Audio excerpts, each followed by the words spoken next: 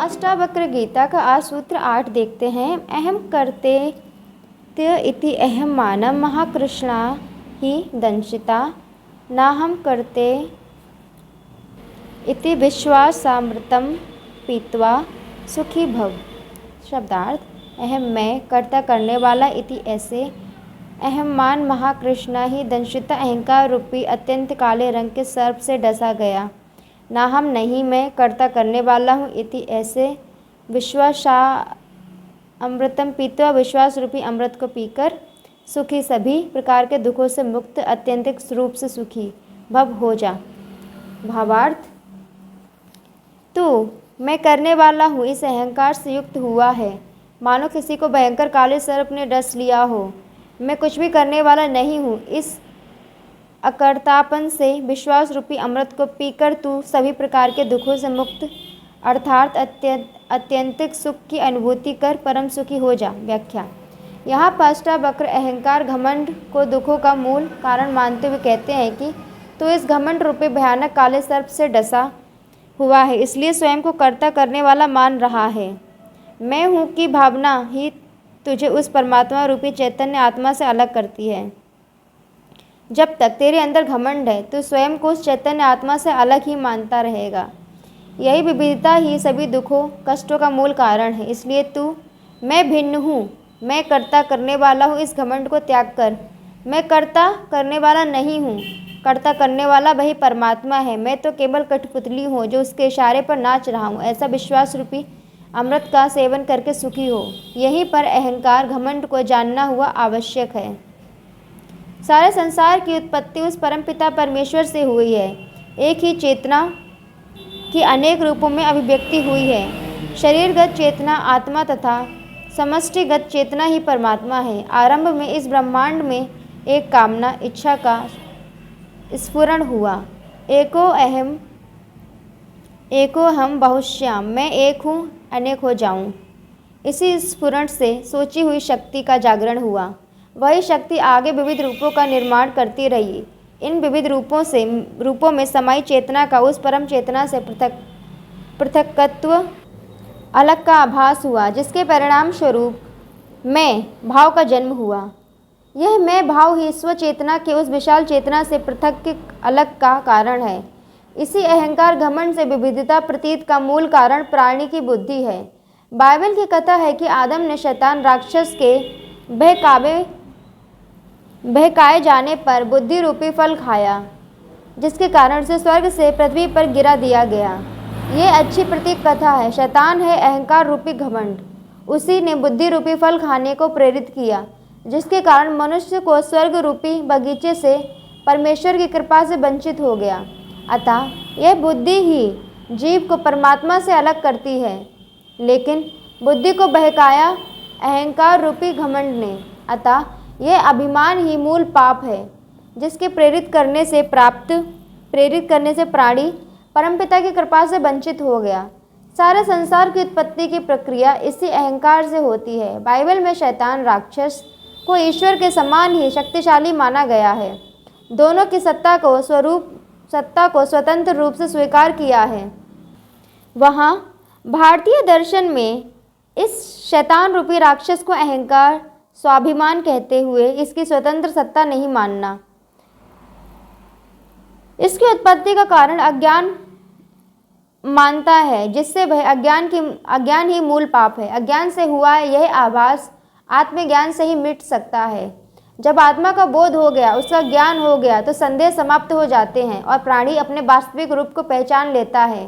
तभी वह सच्ची शांति एवं सुख का अनुभव करता है। इसलिए अष्टावक्र कहते हैं कि मैं कर्ता करने वाला हूँ। ऐसे घमंड रूपे भयानक काले सर्प से डसा हुआ तू मैं कर्ता करने वाला नहीं हूँ। ऐसे विश्वास रूपी अमृत को पीकर सुखी हो। यह मैं अथवा स्वाभिमान अनंत भिखमंगा है।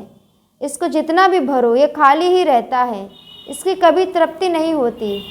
सिकंदर जैसा विश्व को जीतने वाला भी अंत समय में कहता है कि मैं खाली हाथ आया था और खाली हाथ ही जा रहा हूँ।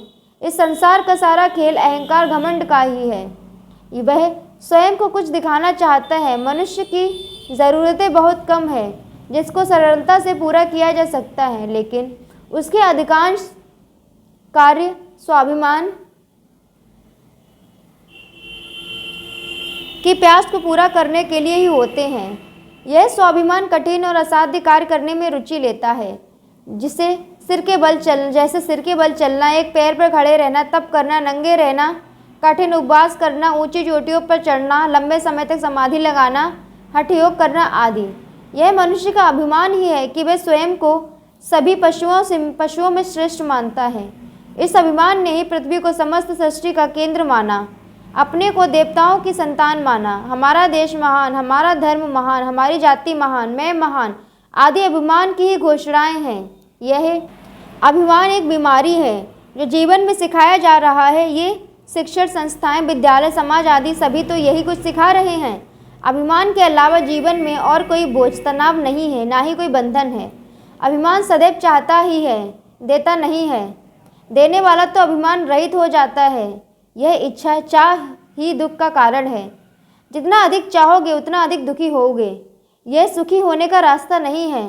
परमात्मा ने अपना बहुमूल्य रत्न व्यक्ति को दे दिया, लेकिन व्यक्ति उससे तृप्त नहीं हुआ।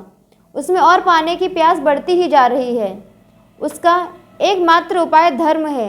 जिस दिन अभिमान रूपी राक्षस नष्ट हो गया, उस दिन कर्ता करने वाला भी समाप्त हो जाएगा और उसी पल प्राणी ईश्वर के समीप होने का अनुभव करने लग जाएगा। अभिमान साहस दिखा सकता है, कठिन तपस्या कर सकता है, भूखे रह सकता है, ऊंची पर्वतमालाओं पर चढ़ सकता है, बड़ा व्यक्ति या नेता बन सकता है, लेकिन वह समर्पित नहीं हो सकता, भक्त नहीं बन सकता। इस प्रकार का व्यक्ति यदि कर्मयोगी बन जाए तो उसका अभिमान नष्ट हो सकता है। इस अभिमान की जगत के लिए तो उपयोगिता है, लेकिन अध्यात्म से वह नष्ट हो जाता है, उसका नैतिक पतन हो जाता है। वह अपने हित के लिए स्वार्थी बनकर चोरी, असत्य भाषण, हत्या, शोषण और हिंसा आदि सब दुष्कर्म कर सकता है। ऐसे अभिमानी व्यक्तियों ने अपना अलग ही संसार बना लिया है, जो कि अध्यात्म जगत से बिल्कुल अलग है। इसी कारण बाइबल में शैतान को ईश्वर के समान शक्तिशाली माना गया है और भारत में इसी शैतान रूपी अहंकार, अभिमान को मूल पाप माना है। अन्य सभी प्रकार के दुष्कर्म, अनैतिकता आदि सब इसी की तो संतानें हैं। अभिमान बहुत बड़े परिवार वाला है और इसका परिवार संयुक्त है। यदि व्यक्ति के अंदर अभिमान है तो उसे नरक में जाने के लिए और कोई पाप करने की आवश्यकता नहीं है। इसलिए महर्षि अष्टावक्र ने अभिमान को भयंकर काला सर्प कहा है, जो कि बहुत विशाल, भयानक और असाधारण है। साथ ही अष्टावक्र इस महाबीमारी का इलाज ही नहीं करते, बल्कि इसे समाप्त करने के लिए बताते हैं कि मनुष्य को मैं से मुक्त होना पड़ेगा। मैं कर्ता करने वाला नहीं हूँ। यह संसार अपने विशिष्ट गुणों से चल रहा है।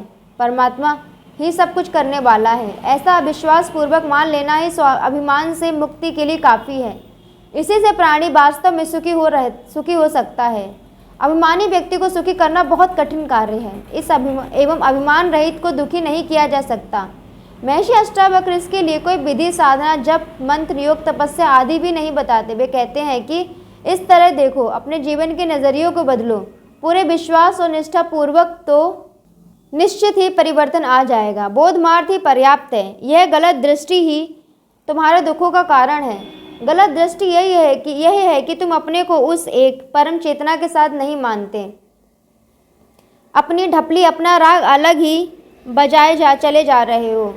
सह अस्तित्व को स्वीकार नहीं करते कि तुम उस संपूर्ण का एक अंश हो, अलग नहीं हो। ना जन्म पर तुम्हारा अधिकार है, ना मृत्यु पर। मध्य में बेकार ही कर्ता करने वाले बने बैठे हो। अष्टावक्र ने इसमें जो मूल सार था वह कह दिया। कोई व्यक्ति इसे विश्वास और निष्ठा पूर्वक अमृत के समान पी ले तो निश्चित ही वह सुखी हो सकता है।